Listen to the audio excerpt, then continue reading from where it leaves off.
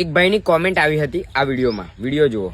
આપણા આદિવાસી સમાજની એક વાત નોટિસ કરી મેં, જે બાપ પોતાની દીકરી આપણા આદિવાસી સમાજમાંથી ગેર સમાજમાં આપે છે, પૈસાવાળા સમાજમાં આપે છે, શું એમના ઇજ્જત ખાતર એ બીજો સમાજ આપણા સમાજમાં આદિવાસી સમાજમાં એમના દીકરા માટે દીકરી આપશે? નહીં આપે ને, તો પછી આપણે કેમ રાખીએ એમની સાથે દીકરીનો વ્યવહાર? એ ભાઈનું કેવું હતું કે જે પણ મા બાપ કરતા હોય એ દીકરીના ખુશી માટે કરતા હોય।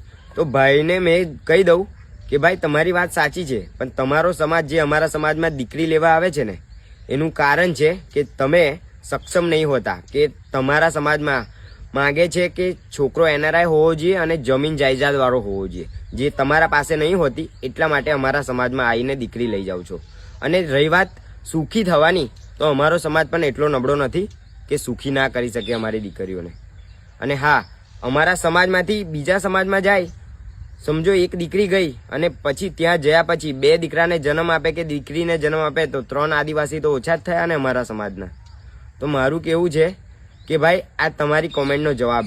અને હા, કોઈ પણ સમાજને અલગ રીતે નહીં જોતા, બધા એક જ છે, પણ કહેવાનો મતલબ એ છે કે અમારા સમાજમાંથી આવું વધારે થાય છે, એવું કેવું હતું મારું। જય જોહાર, જય આદિવાસી।